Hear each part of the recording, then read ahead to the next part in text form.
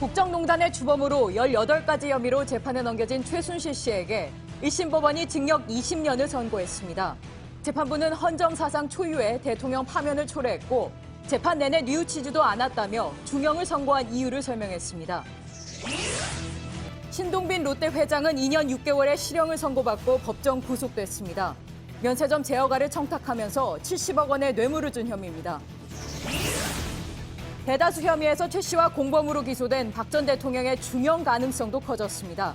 재판부는 최 씨가 박 전 대통령과 공모했다고 봤습니다.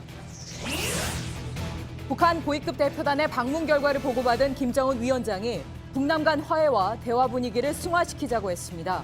북한의 정상회담 제안과 관련해 청와대는 서두르지 않겠다는 입장인데 미국은 대북 압박 전략을 고수하면서도 북미 대화 재개를 검토하는 것으로 전해졌습니다. 한국 GM이 군산 공장을 폐쇄하기로 했습니다. 우리 정부로부터 수천억 원대 지원을 얻으려 한다는 분석 속에 정부는 강한 유감을 나타냈습니다. 검찰 성추행 진상조사단이 오늘 법무부 검찰국을 압수수색했습니다. 압수수색 영장엔 서지현 검사 사건의 가해자로 지목된 안태근 전 검찰국장이 직권 남용 혐의의 피의자로 적시된 것으로 확인됐습니다.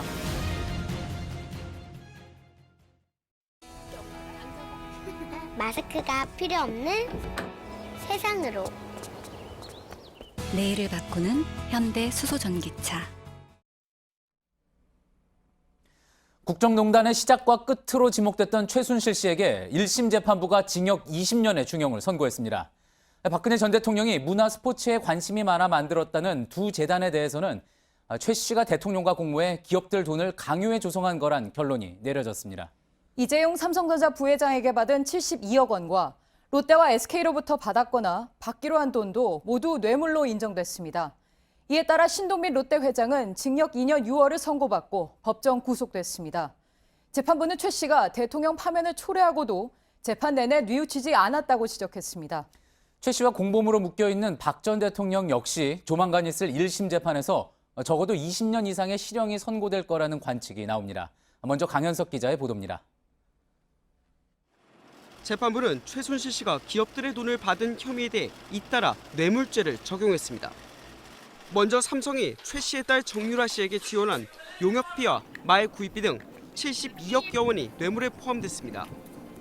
또 롯데가 K스포츠재단에 줬다 돌려받은 70억 원과 SK그룹에 요구한 89억 원 역시 뇌물로 판단했습니다. 다만 이재용 부회장의 항소심과 마찬가지로 경영권 승계를 위한 묵시적 청탁은 없다고 봤습니다. 이에 따라 삼성이 미르와 K스포츠재단에는 204억 원과 동계스포츠영재센터에는 16억 원은 뇌물로 인정되지 않았습니다. 강요 혐의는 대부분 인정됐습니다. 미르와 K스포츠재단을 세워 대기업에서 출연금 774억 원을 받아낸 게 대표적입니다. 재판부는 특히 형량을 결정하면서 최 씨를 준엄하게 꾸짖었습니다. 사상 초유의 대통령 파면 사태와 극심한 국정혼란, 국민의 실망감 등을 초래해 죄질이 무겁다는 겁니다. 그런데도 최 씨가 수사 단계부터 법정에 이르기까지 기획된 사건이라는 등 납득하기 어려운 변명으로 일관했다고 밝혔습니다. 재판부는 특히 대통령 파면의 책임이 책무를 방기한 박근혜 전 대통령과 국정을 농단해 사익을 추구한 최 씨에게 있다고 못 박았습니다. 이처럼 뇌물과 강요, 국정 파탄의 책임 등을 물어 재판부는 최 씨에게 징역 20년의 중형을 선고했습니다. 또 그동안 받아온 뇌물 금액을 감안해 벌금 180억 원과 추징금 72억 원도 함께 물렸습니다. JTBC 강현석입니다. 최순실 씨에게 적용된 혐의는 모두 18개였습니다. 적용된 법조항만도 직권남용과 강요 등 다양했습니다. 이 중에서 오늘 최 씨의 형량을 좌우한 핵심 혐의는 뇌물수수였습니다. 김필준 기자입니다. 최순실 씨 혐의 중 가장 무거운 것은 단순 뇌물입니다. 직접 돈을 받았다는 뜻인데 수수한 금품의 규모에 따라 형량이 달라집니다. 1억 원 이상을 받으면 징역 10년 이상에서 무기징역을 선고할 수 있습니다. 오늘 재판부가 뇌물로 인정한 금액은 모두 231억 원가량으로 이 중 72억 원이 단순 뇌물입니다. 또 롯데의 70억 원은 부정한 청탁이 결부된 제3자 뇌물, SK의 89억 원 역시 청탁을 받고 요구해 받기로 했던 제3자 뇌물죄를 적용했습니다.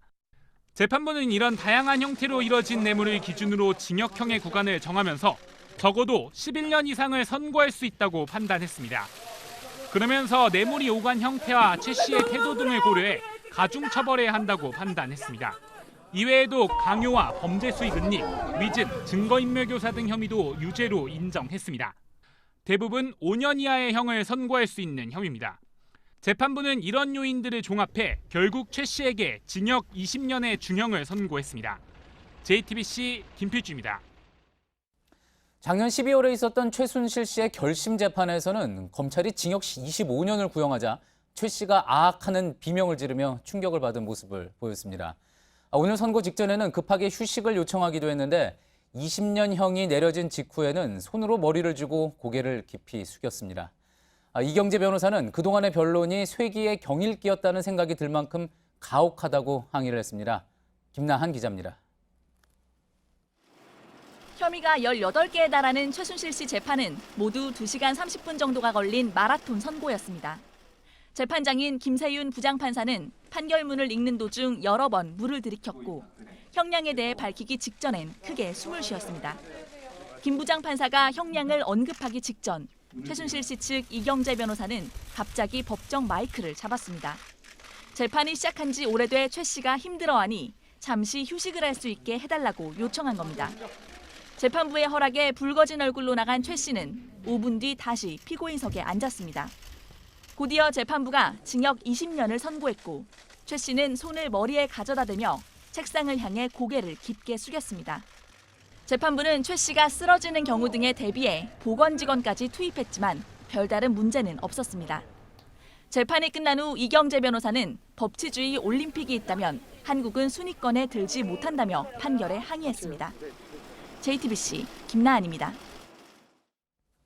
오늘 재판에서는 신동빈 롯데 회장에게 징역 2년 6월의 실형과 추징금 70억 원이 선고됐습니다. 면세점 특허를 위해 최순실 씨가 장악한 K스포츠재단에 건넨 70억 원이 뇌물로 인정된 거죠. 신 회장은 작년 12월 롯데 경영비리 재판에서는 집행유예를 받았지만 이번 국정농단 사건에서 실형을 받고 2개월 만에 결국 법정 구속됐습니다. 임지수 기자입니다. 롯데그룹은 지난 2016년 K스포츠재단이 추진하던 경기도 하남시 체육시설 건립을 위해 70억 원을 지원했습니다.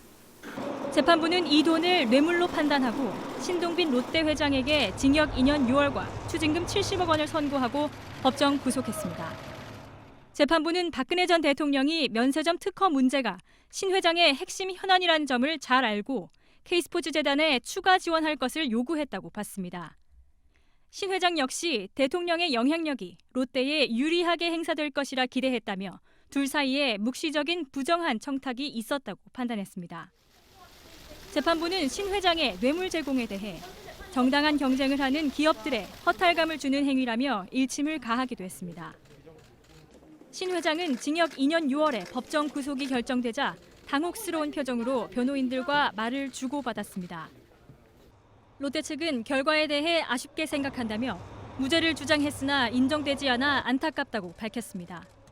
이런 가운데 재판부는 최 씨가 박 전 대통령과 공모해 SK그룹 측에 요구했던 89억 원대 K스포츠재단 지원금에 대해서도 제3자 뇌물 혐의를 인정했습니다.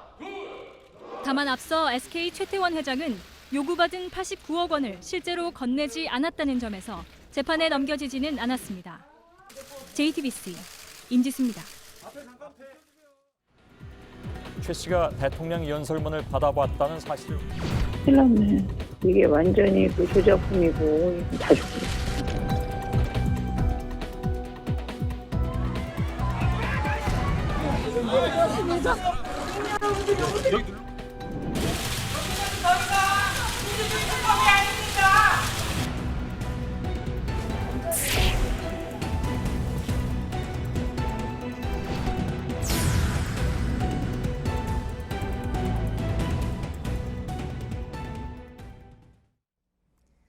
네, 오늘 재판부는 삼성이 준 뇌물을 72억 원으로 받습니다.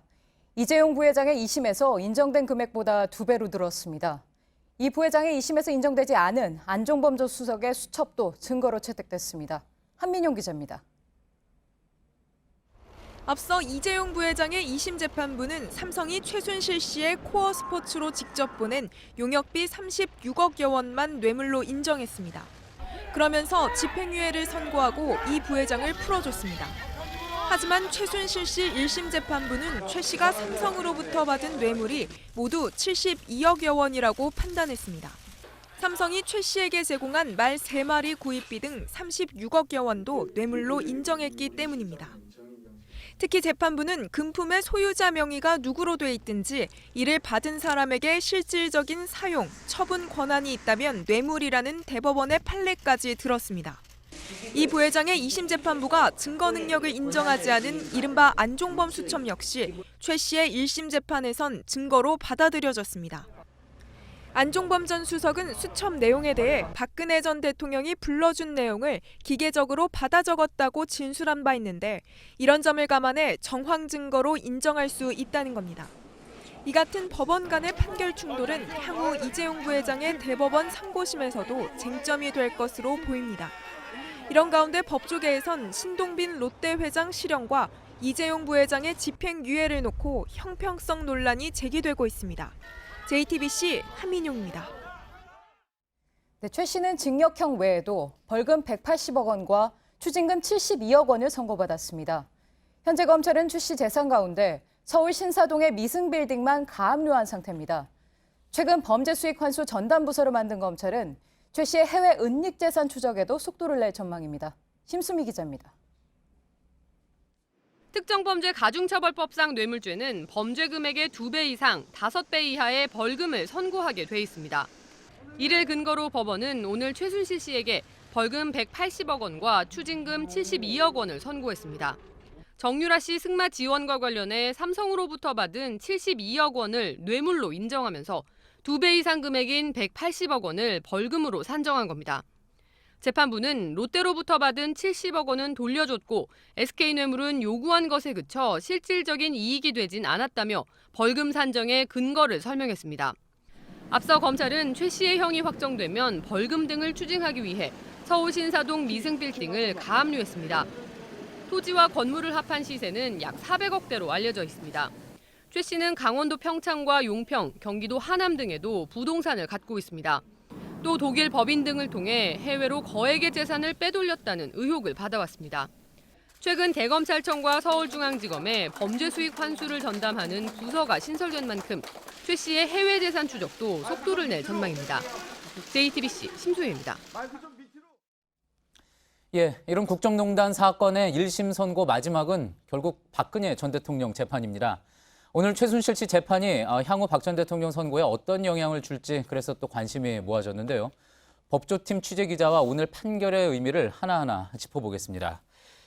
김선미 기자, 최 씨 혐의 18개였습니다. 이 중에 이제 상당 부분이 박근혜 전 대통령과 겹치는 거 아니겠습니까? 그래서 이제 박 전 대통령도 무거운 형, 최소한 이제 최 씨보다 더 무거운 형이 선고될 거다, 뭐 이런 전망도 나오는 것 같네요.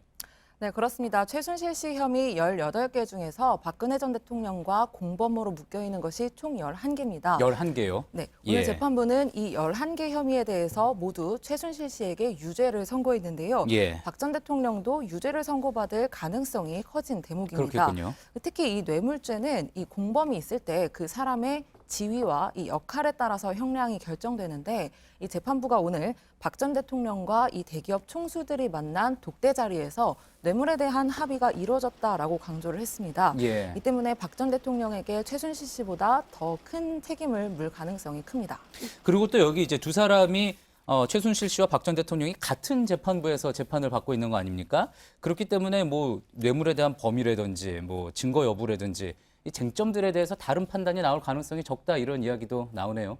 네, 그렇습니다. 두 사람은 지금 서울중앙지법 형사합의 22부 김세윤 부장판사의 심리를 받고 있습니다. 이 때문에 오늘 재판부가 최순실 씨에게 유죄로 인정한 혐의에 대해서는 박 전 대통령에게도 비슷한 판단이 내려질 것이다 이런 전망이 나오는 것인데요.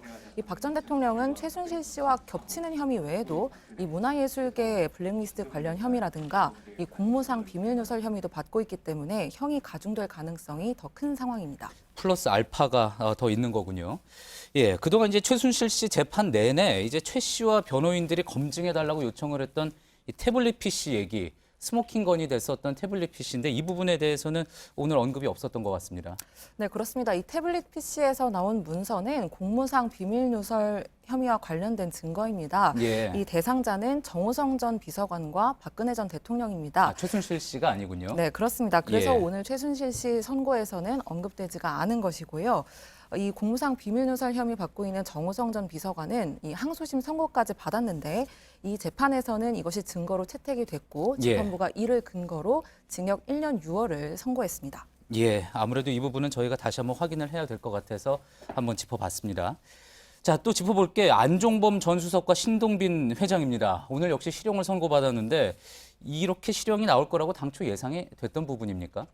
네, 두 사람 모두 실형을 선고받았고 특히 신 회장 같은 경우에는 법정 구속까지 됐었는데요. 예. 이 당초 법조계에서는 이 롯데 뇌물죄 같은 경우에는 인정되지 않을 수도 있지 않겠냐 이런 조심스러운 전망도 나왔습니다. 예. 왜냐하면 이 K스포츠재단 관련 추가 출연금 70억 원은 이 준 것은 맞지만 결국 롯데가 다시 되돌려 받았고 그리고 이 안종범 전 수석의 수첩에도 이 롯데의 가장 중요한 현안이었던 면세점 같은 내용이 같이 기재가 되지 않았었기 때문인데요. 예. 하지만 이 재판부는 오늘 박 전 대통령과 신 회장이 만난 독대 자리에서 이 면세점 특허권 같은 이 중요한 현안에 대해서 이 부정청탁이나 뇌물에 대한 합의가 이뤄졌다라고 판단을 했습니다. 예. 이 신 회장은 2014년부터 이 대한스키협회장을 맡아서 평창에 상주하고 이 최근에 열렸던 동계올림픽을 홍보하느라 바쁜 나날을 보냈었는데 결국 평창으로 다시 돌아가지 못하게 됐습니다. 그렇군요. 어쩌면은 또 이재용 부회장의 2심에서 집행유예가 나오는 거 보면서 비슷한 결과를 기대했을지도 몰랐을 텐데 전혀 다른 결과가 나오게 된 것 같습니다. 김선미 기자였습니다. 예, 또 다른 국정농단 당사자인 우병우 전 청와대 민정수석의 1심 선고는 당초 내일로 예정돼 있었지만 오는 22일로 연기됐습니다. 우 수석은 박근혜 정부 시절 국정농단 의혹을 알고도 묵인한 혐의, 또 국정원의 지시에 공무원과 민간인을 불법 사찰한 혐의 등으로 구속 기소됐습니다. 서울중앙지법은 검찰과 우 전 수석 측에서 막판까지 의견서를 제출하는 등 검토할 서류가 많다고 설명했습니다. 예, 이번에는 이명박 전 대통령에 대한 수사 소식 전해드리겠습니다. 검찰이 어제 이명박 전 대통령 재산관리인으로 알려진 이병모 씨를 긴급 체포했습니다. 이 씨는 이 전 대통령의 자금 흐름을 꿰뚫고 있는 인물이라 차명재산 의혹 규명도 속도를 낼 걸로 보입니다. 검찰은 또 도곡동 매각자금 가운데 일부가 이 전 대통령의 아들 시영 씨에게 흘러들어간 정황도 포착했습니다. 서준석 기자입니다. 청계재단 사무국장 이병모 씨는 2005년 영포빌딩을 관리하던 대명 기업에 입사하며 이 전 대통령의 자금 관리를 맡은 것으로 알려졌습니다. 다스의 설립 자금의 원천이었던 도곡동 땅 매각 대금 등에 대해 가장 잘 알고 있는 것으로 전해졌습니다. 검찰은 어제 청계재단 사무실에서 이 씨를 증거인멸 혐의로 긴급 체포했습니다. 이 씨가 이 전 대통령의 차명재산 입출금 내용을 갖고 있다는 첩보를 입수하고 영포빌딩을 수색하던 도중 이 씨가 해당 자료를 모두 하소연 사실을 적발한 겁니다. 검찰은 이 전 대통령의 또 다른 자금관리인으로 알려진 다스 협력업체 대표 이영배 씨에 대해서도 횡령과 배임 등 혐의로 구속영장을 청구했습니다. 이 전 대통령 주변으로 전방위 수사가 진행되는 가운데 검찰은 도곡동 매각대금 일부가 이 전 대통령의 아들 이시영 씨에게 흘러들어간 정황도 포착했습니다. 시영 씨는 지난 2013년 이상은 다스 회장의 아들 이동영 부사장에게 요구해 이 회장 명의의 통장을 받았습니다. 여기엔 도곡동 땅 매각 자금 중 일부가 있었고 이 씨는 이 중 11억 원을 개인적으로 사용한 것으로 알려졌습니다. 이시영 씨에 대한 소환 조사도 조만간 이뤄질 전망입니다. JTBC 서준석입니다. 네, 다음 소식입니다. 북한의 정상회담 제안에 대해 우리 정부는 물론 트럼프 행정부도 긴박하게 움직이고 있습니다. 이런 상황에 북한은 대화에 대한 강한 의지를 다시 한번 밝혔습니다. 이선화 기자입니다. 김정은 위원장이 북측 고위급 대표단을 만나 보고를 받았다고 조선중앙TV가 보도했습니다. 김여정 제1부부장 등 대표단이 올라간 지 하루 만입니다. 이 자리에서 김 위원장은 평창올림픽으로 조성된 남북 간 화해 분위기를 더욱 발전시켜 나갈 것을 지시했습니다.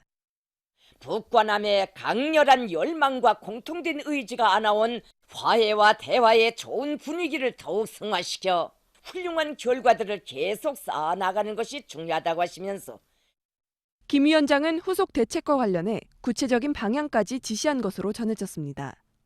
이 자리에는 고위급 대표단과 함께 남북 관계를 총괄하는 김영철 당통일 전선부장도 참석했습니다.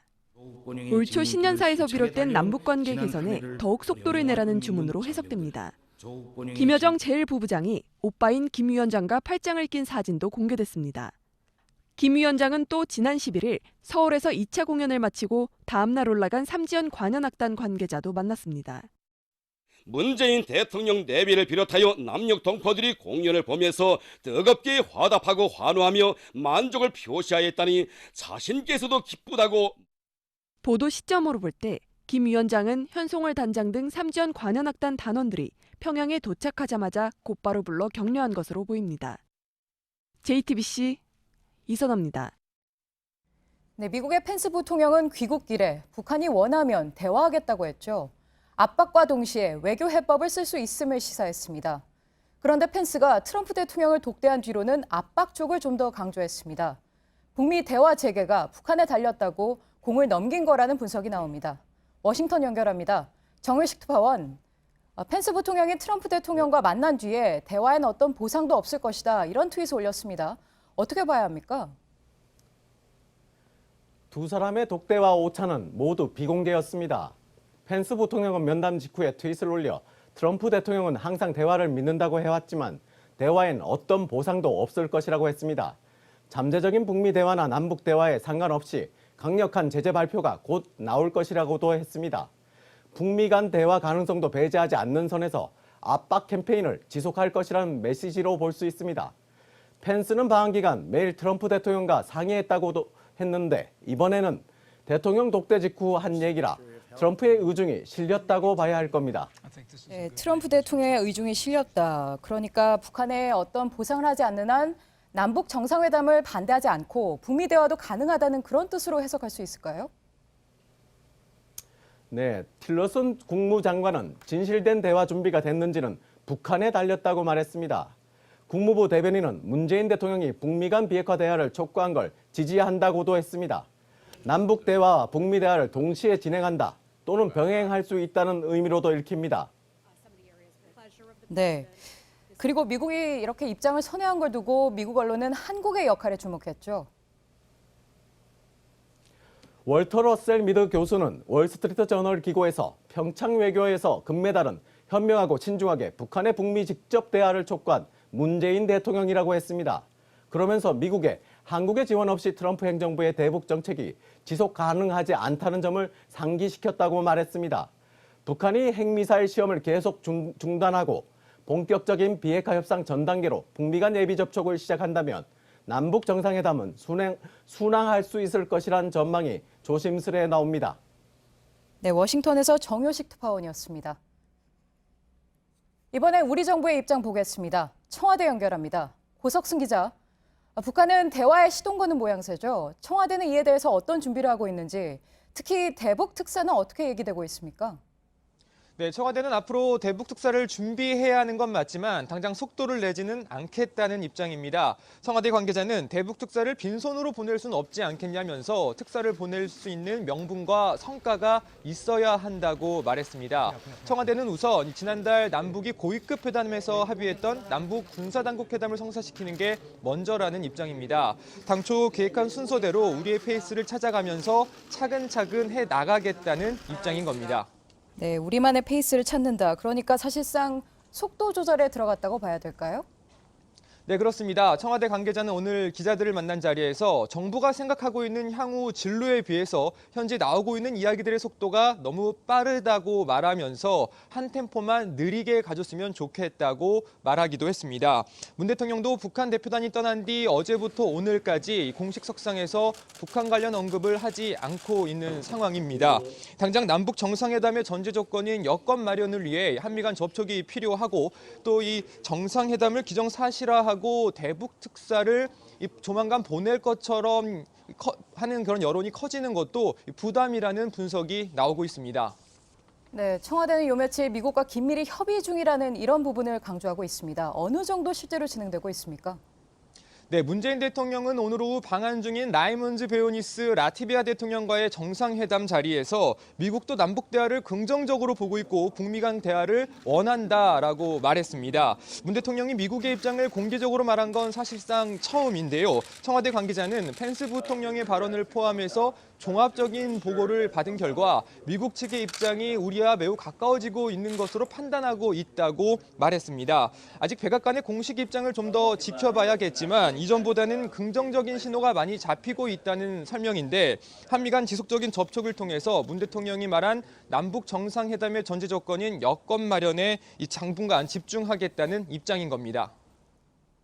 네, 청와대에서 고석승 기자였습니다. 한국 GM이 잠시 가동 중단 중인 군산 공장을 아예 폐쇄하기로 했습니다. 경영난을 이유로 들었지만 지역 일자리를 볼모 삼아 우리 정부로부터 수천억 원대 지원을 받아내려는 노림수라는 지적도 나옵니다. GM의 일방적인 결정에 정부는 대책 마련에 나섰습니다. 이주찬 기자의 보도 보시고 취재 기자와 함께 좀 더 짚어보겠습니다. 한국 GM은 5월까지 군산 공장 폐쇄를 마무리하겠다고 밝혔습니다. 미국 본사는 경영난이 계속되면 우리나라에서 완전히 철수할 수도 있다는 입장입니다. 군산 공장 폐쇄 결정이 나오자 정부는 긴급 차관회의를 열고 GM의 일방적인 결정에 대해 깊은 유감을 표시했습니다. 정부는 한국 GM의 부실 원인을 정확하게 파악하기 위해 경영 실사를 진행할 계획입니다. GM 본사는 우리 정부에 5천억 원이 넘는 자금 지원을 바라고 있습니다. 군산 공장 폐쇄 결정을 설 연휴 직전에 발표한 것도 오는 지방선거를 앞두고 지역 민심을 볼모로 우리 정부를 압박하기 위해서란 분석이 나옵니다. 군산 공장이 문을 닫게 되면 협력업체까지 포함해 10,000개가 넘는 지역 일자리가 사라집니다. 설을 앞두고 지금 군산공장 조합원들은 참 막막합니다. 군산공장을 빌미로 지금 GM 한국공장을 지금 볼모로 지금 협박하려는 것 같습니다. 하지만 한국 GM 지원은 밑빠진 독에 물붓기가 될 수 있다는 우려도 나옵니다. 호주에서 GM이 정부 지원을 계속 받다가 결국은 완전 철수한 적도 있기 때문입니다. 적자가 나면 지금 이렇게 다 폐쇄해버리는 것이 GM의 정책입니다. 전체적인 철수까지도 예상을 해야 되는 거 아니냐. 정부는 일자리와 지역 경제에 미치는 영향을 고려해 경영 정상화 방안을 내놓겠다고 밝혔습니다. JTBC 이주찬입니다. 예, 앞서 보셨듯이 GM 측은 경영난 때문에 어쩔 수 없이 군산 공장을 폐쇄한다는 그런 입장입니다. 인건비가 많이 올랐고 적자도 계속 불어났다는 이야기인데 하지만 이런 경영난은 미국 본사 책임이라는 반론도 만만치 않습니다.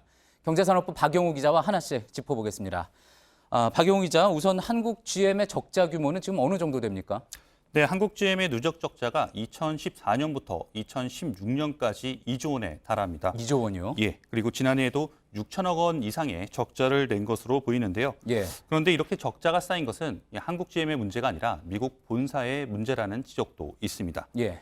한국 GM은 원래 한국 내수 시장용 차량보다는 수출용 반제품 차량을 많이 만드는데요.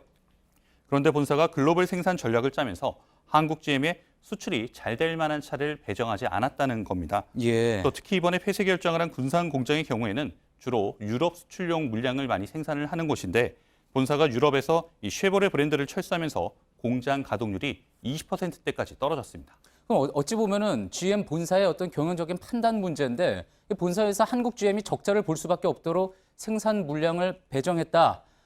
그런데 일반적으로 이런 경우에는 본사에서 별도로 뭐 지원도 해주고 그러지 않습니까?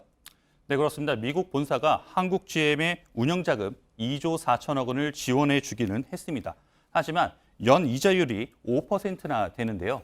2016년까지 4년간 한국 GM이 낸 이자만 4,620억 원에 달합니다. 2조 4천억 원 빌려준 돈에 대해서 5% 이자를 계속 가져갔다 이런 이야기군요. 네, 그렇습니다. 예. 이렇다 보니 미국은 상당히 계속해서 저금리였는데 GM 본사가 한국에 돈을 빌려주고 이자 수익을 톡톡히 챙긴 게 아니냐는 지적도 나옵니다. 예.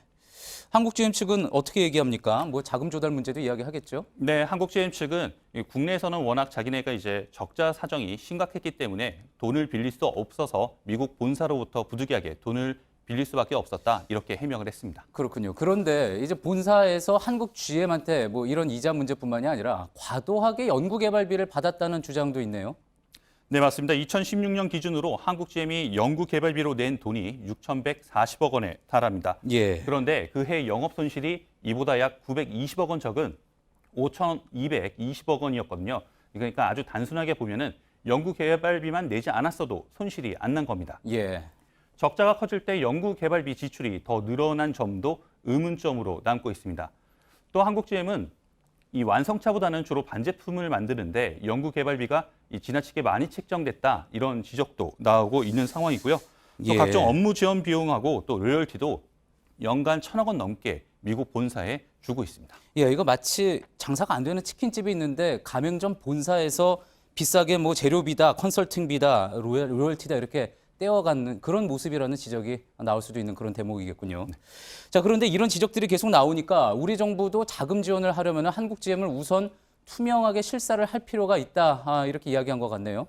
맞습니다. 지금까지 한국GM은 실사에 상당히 비협조적이었습니다. 산업은행이 지난해 3월 한국GM에 116개의 자료를 신청을 했는데요. 왜 대규모 손실이 났는지 파악하기 위해서였습니다. 예. 하지만 이 한국GM이 제출한 자료는 단 6건에 불과했고요. 예. 이런 한국GM이 우리 정부의 지원을 받으려면 이런 의혹들부터 해소해야 한다. 이런 목소리가 나오고 있습니다. 알겠습니다. 지금까지 경제산업부 박영우 기자였습니다. 트럼프 미국 대통령이 한중일 3국에 대해 호혜세를 도입하겠다고 밝혔습니다. 다른 나라가 미국 상품에 부과하는 만큼 그 나라 상품에 세금을 매기겠다는 건데 일종의 보복성 세금이죠. 지난달 한국산 세탁기에 세이프가드 조치를 발효한 데 이어 본격적으로 무역 전쟁을 시작하는 모습입니다. 박상욱 기자입니다. 트럼프 대통령이 한국 등을 지목해 미국을 이용하는 나라들이라며 무역에선 동맹이 아니라고 말했습니다. We cannot continue to let people come into our country and rob us blind and charge us tremendous tariffs and taxes. 1조 5천억 달러, 약 1,627조 원에 달하는 대규모 인프라 투자 계획과 함께 미국의 일자리를 강조하면서 한 말입니다. 그러면서 이들 나라에 대한 호의세를 이르면 이번 주 발표할 것이라고 했습니다. 업계 전문가들은 상대국이 매기는 세금만큼 미국도 수입세를 매기겠다는 뜻이라고 해석했습니다. 눈에는 눈, 이에는 이식의 보복성 수입관세라는 설명입니다. 호예세 발언은 실효성 논란과 함께 무역 분쟁 우려를 불렀습니다. 하원에서도 이와 비슷한 국경 조정세가 발의됐다가 미국 내 소매업계와 상원의 반발로 한 차례 철회됐습니다. 또 호예세 잠정 대상국엔 미국과 자유무역협정을 통해 품목별 세율을 조율해온 나라가 다수라는 이유에서입니다. 미국 언론에선 호예세가 대규모 인프라 투자를 위한 재원 마련 방안에 대한 비판을 무마하기 위해 트럼프 대통령이 꺼내든 카드란 분석도 나옵니다. JTBC 박상욱입니다. 네, 오늘 북한 응원단이 거리에 나왔습니다. 응원을 위해서가 아니었습니다. 경포대 바닷가를 산책하고 시민들과 얘기도 했습니다. 김민관 기자입니다. 오늘은 경기장이 아니라 거리로 나섰습니다. 남한에 온 뒤 첫 나들이에 나선 겁니다. 우리나라는 아무 데 가나 다 아름답습니다. 정말 기분 좋습니다. 시민들과도 편안하게 소통했습니다. 바다를 보며 통일을 얘기하고 바다도 하나입니다. 언젠가 함께할 날을 기원하기도 합니다. 경포대 해맞이를 조국통일의 해맞이로 이어갑시다. 외국인들도 응원했습니다. North Korea, South Korea can combine someday, and this is one step towards that goal. 바닷가를 둘러본 뒤 오죽헌으로 향했습니다.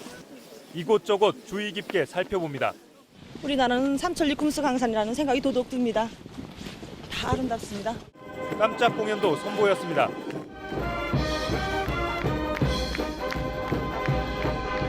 시민들은 박수치며 호응합니다. 너무 감격스럽고요. 꼭 이렇게 통일이 된 것 같은 그런 느낌이 드는 게 그동안 북한 응원단은 일사불란한 응원으로 눈길을 끌었습니다. 평창올림픽 경기장 안에서 경기보다 더 주목받는 응원단이었습니다. 북한 응원단은 내일 일본과 결전을 치르는 아이스하키 단일팀 경기장에 모습을 드러냅니다. 남북 단일팀 마지막 경기인 만큼 더욱 뜨거운 응원전이 펼쳐질 것으로 보입니다. 강릉에서 JTBC 김민관입니다. 올림픽 동안 기상청은 한국의 기상 관측 위성인 천리안으로 날씨 예보를 하겠다고 했습니다. 그런데 고장이 났습니다. 사흘이나 됐지만 원인도 모르고 일본 위성 자료를 빌려 쓰고 있습니다. 윤정식 기자입니다. 우리나라가 만든 기상 해양 관측 전문 위성 천리안 1호기입니다. 국내 최초로 개발한 지구 자전 속도를 따라도는 정지 궤도 위성입니다. 24시간 한반도 주변 기상 상황을 감시해 구름대와 기압계 변화 등을 실시간으로 찍어 기상청에 전달합니다. 특히 기상청은 이번 평창 동계올림픽 기간에 예보 정확도를 높이는 데 기여할 것이라고 밝히기도 했습니다. 그런데 지난 11일 새벽 5시 44분에 고장이 났습니다. 벌써 사흘째지만 고장 원인도 모릅니다. A 컴퓨터가 이제 다운이 되면서 그 안전 모드를 되면서 B 컴퓨터를 통해 가지고 지금 지상국하고 통신이라든지 상태 확인이라든지 이런 건 계속 이루어지고 있는 상태예요. 길게는 일주일 정도까지 갈 수도 있지 않겠냐. 대신 기상청은 일본의 기상위성 정보를 활용하고 있다고 설명했습니다. 일본에 수신하고 있는 그 위성 자료가 최근에 발사된 거라서 해상도는 더 좋다고 하더라고요. 예보에는 제가 알기로는 크게 영향은 없는 걸로.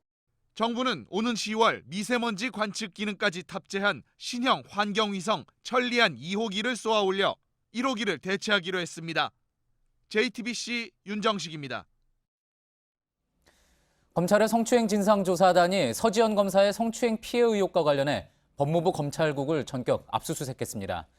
압수수색 영장에는 서 검사가 가해자로 지목한 안태근 전 검찰국장이 피의자로 적시된 걸 확인했습니다. 이지혜 기자입니다.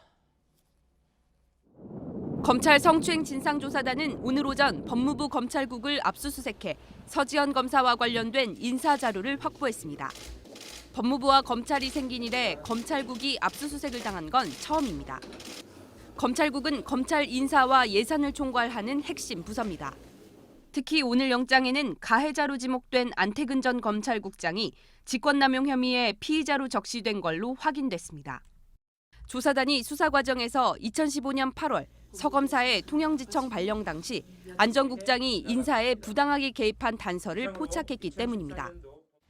조사단은 압수물 분석이 끝나는 대로 안 전 국장을 피의자 신분으로 소환해 조사할 방침입니다. 또 서 검사의 통영지청 발령 근거가 된 2014년 사무감사와 검찰총장 경고 과정에 안 전 국장이 개입했는지도 조사할 예정입니다. 이런 가운데 조사단은 어제 강제추행 혐의로 긴급 체포한 수도권지청의 김모 부장검사를 상대로 이틀째 강도 높은 조사를 벌였습니다. 조사단은 김 부장검사에 대한 구속영장을 청구할 방침입니다. JTBC 이지혜입니다. 어제 제주도에 혼자 여행 갔던 20대 여성이 숨진 채 발견된 사건 전해드렸습니다. 경찰이 오늘 살인사건 용의자인 게스트하우스 관리자 한정민 씨를 공개 수배했습니다.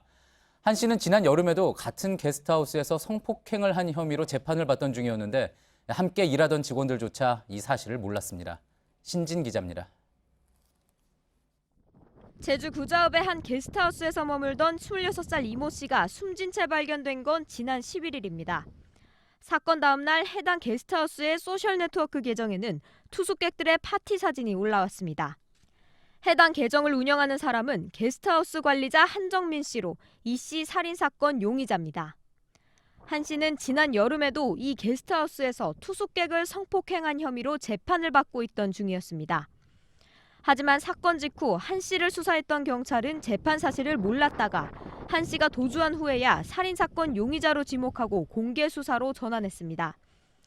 실제 한 씨는 가명으로 생활하며 경찰 수사는 물론 함께 일하던 직원들의 의심도 피했던 것으로 파악됐습니다. 원래 사장님의 이름을 처음부터 알고 있었어요? 저 중간 아무도 몰랐고 저희 한정민이란 것도 안 것도 그리고 그 제 계좌 주가 한정민이라서 저 이름도 안 알려줬어요. 한 씨가 여성들에 대해 폭력적인 성향을 보였다는 주장도 제기됐습니다. 여자들은 도구기 때문에 언제든 내가 손을 먹여서 잡아뜨리면 아니면 지가 알아서 잡아줘주면 내 거 아니냐. 남자도 다 그렇지 않느냐. 경찰은 한 씨가 도주 직후 경기도의 한 호텔에 머문 정황을 포착하고 그 뒤를 쫓고 있습니다. JTBC 신진입니다. 국민의당과 바른정당이 통합한 바른미래당이 오늘 출범했습니다. 의석수 30석의 제2야당이 탄생한 건데 당초 많이 달랐던 두 당의 정치색 때문에 완전히 녹아들기까지는 다소 시간이 걸릴 거란 전망도 나옵니다. 이희정 기자입니다. 국민의당과 바른정당의 짧았던 역사가 소개됩니다. 이어 박주선, 유승민 신임 공동대표가 바른미래당의 깃발을 흔듭니다. 이로써 공식 출범한 바른미래당은 지방선거에 대해 자신감을 보이며 자유한국당과의 연대 가능성은 일축했습니다. 선거연대에 대해서 전혀 생각 없다는 말씀드립니다. 모든 광역기초 지역에 후보를 내겠다라는 원칙을 오늘 말씀을 드렸고, 그러면서 안철수 전 국민의당 대표가 서울시장 선거에 출마할 수 있다고도 밝혔습니다. 두 대표는 바른미래당이 중도 개혁 정당임을 강조했습니다. 당 강령에 보수, 진보 중 지향점을 넣지 않으면서 정체성 논란이 불거지자 진화에 나선 겁니다. 중도 개혁 정당이라는 프레임 속에서 다 함께 할 것이다. 하지만 당장 남북 대화 국면 속 정부의 대처를 놓고선 온도차를 보였습니다. 대통령을 포함해서 아무도 이 김여정, 김영남에 대해서 이 북한 핵 문제 이야기를 아무도 꺼내지 않은 것은 저는 정말 좀 문제라고 생각합니다. 비핵화 대화에 나오지 않으면 대화를 하지 않겠다 하는 종전의 입장보다는 북한에서 특사를 보냈기 때문에 우리도 특사를 북한에 보내고, 두 대표는 내일 호남선이 출발하는 용산역에서 귀성 인사에 나섭니다. JTBC 이희정입니다.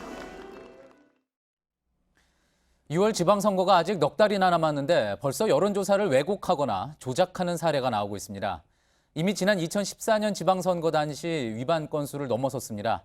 배승주 기자가 보도합니다.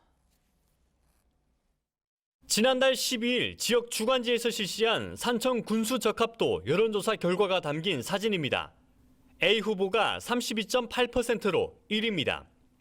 경남 산청군 자유한국당 여성의원 40여 명이 사용하는 카카오톡 메신저에 올라온 겁니다.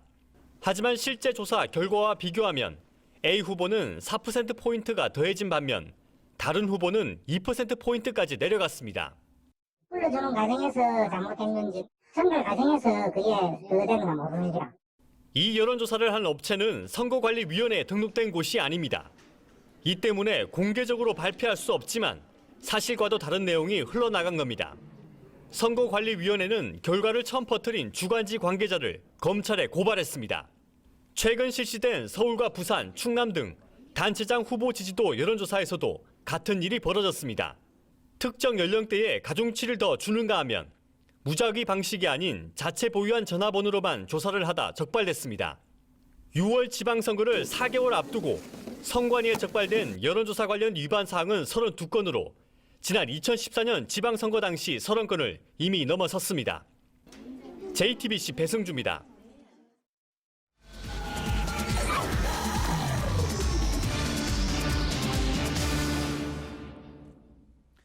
포털 사이트에서 베스트 댓글을 만들기 위해 불법 조작이 이뤄지는 정황 얼마 전에 보도해드렸죠.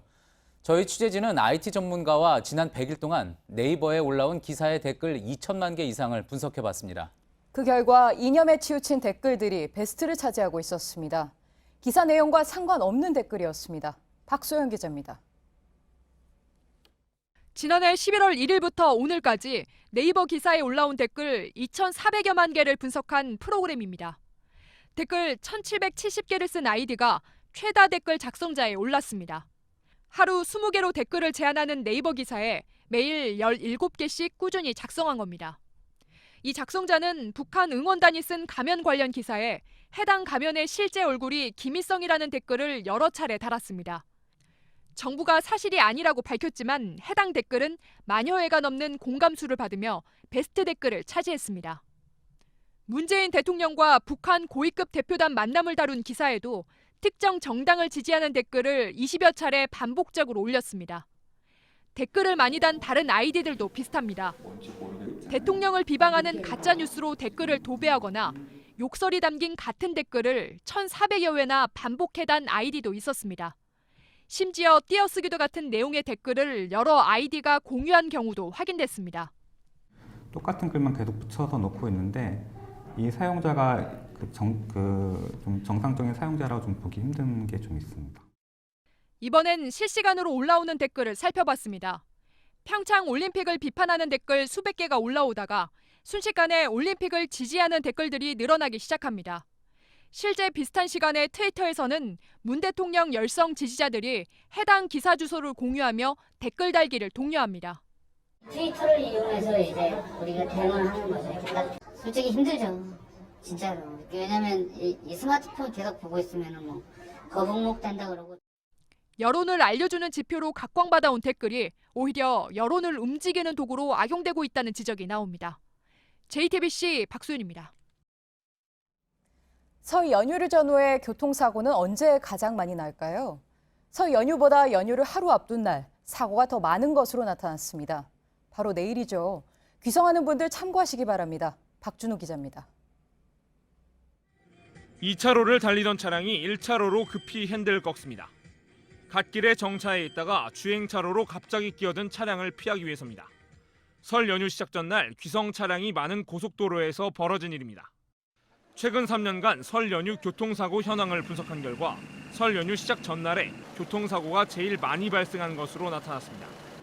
연휴 전날 사고 건수는 평균 678건으로 연휴 기간 평균 건수보다 1.8배 가까이 높았습니다. 평균 사상자 수도 1,020여 명에 달했습니다. 퇴근 후에 바로 귀성길에 오르고 장시간 운행했다는 피로 누적과 가족들과 함께 들뜬 분위기에 가다 보니까 특히 연휴 전날 졸음운전 사고가 가장 많이 발생한 시간대는 귀성객이 몰리는 오후 8시부터 자정 사이였습니다. 설 연휴 기간 동안에는 차량 탑승 중 사고를 당한 어린이 수도 평소보다 많았습니다. 가족 단위 이동 차량이 많기 때문입니다. 경찰은 설 연휴 기간 졸음운전 취약 시간대에 사이렌을 울리는 알람 순찰을 강화한다는 방침입니다. 또 고속도로와 주요국도에 헬기 16대를 배치해 교통법규 위반 차량을 집중 단속하기로 했습니다. JTBC 박준호입니다. 주변에 흔한 편의점 점주들은 한 달에 하루도 못 쉬기도 합니다. 본사와 계약 때문입니다. 설 연휴에는 딱 하루라도 쉴 수 있게 해달라는 요구도 나왔습니다. 백일영 기자입니다.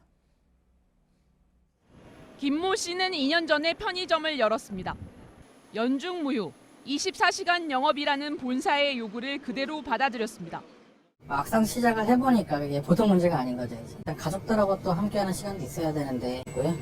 아르바이트생도 구하기 어려워 하루 14시간, 일주일에 80시간을 일했습니다. 그때는 좀 서럽죠. 내가 아픈데 쉬고 싶은데.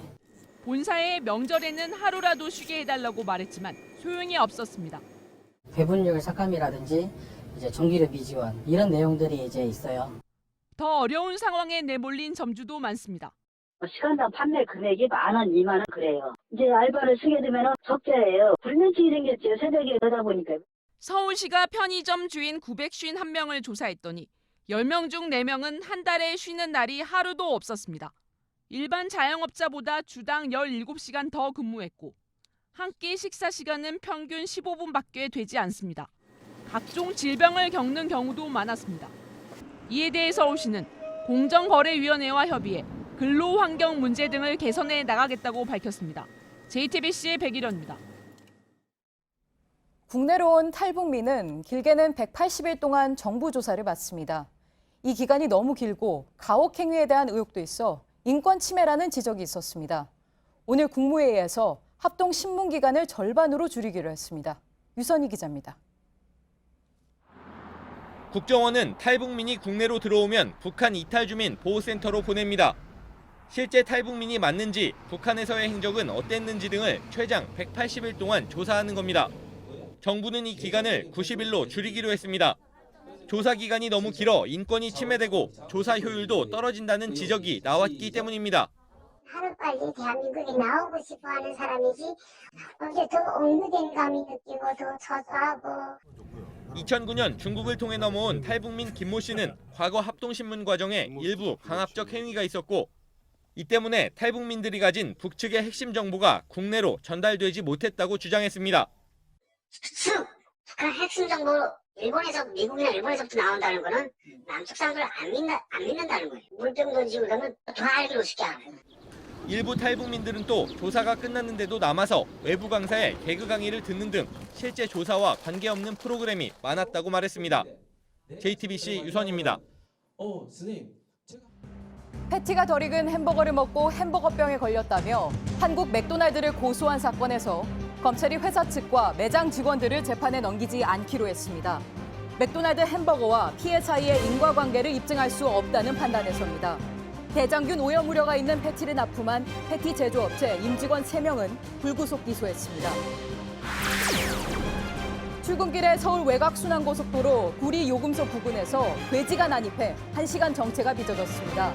오늘 오전 7시 50분쯤 100kg이 넘는 쥐돼지 한 마리가 운반 차량을 나왔는데 119 구급대가 포획해 충돌 사고로 이어지진 않았습니다. 승객의 손이 문에 낀 채로 지하철이 한 정류장을 달리는 아찔한 사고가 있었습니다. 어제 저녁 7시 반쯤 서울 논현역에서 군자역으로 향하던 7호선 지하철이 보자기를 든 승객의 손이 낀 채로 다음 정류장까지 달렸는데 손이 다친 40대 승객은 응급치료를 받고 돌아갔습니다.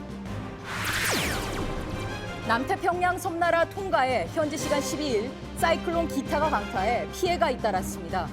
최대 풍속 230km의 폭풍으로 국회의사당 건물이 무너졌고 수도 누쿠알로파에선 주택 75%가 부서졌다고 외신이 전했습니다. 네, 끝으로 날씨입니다. 내일은 오늘보다 더 따뜻합니다. 낮 최고 기온은 서울 8도 등 대부분 지역에서 기온이 오늘보다 높겠습니다. 서울 경기 북부와 강원 영서에는 아침에 최대 5cm의 눈이 내립니다. 예, 저희가 오늘 준비한 소식은 여기까지입니다. 시청해주신 여러분 고맙습니다.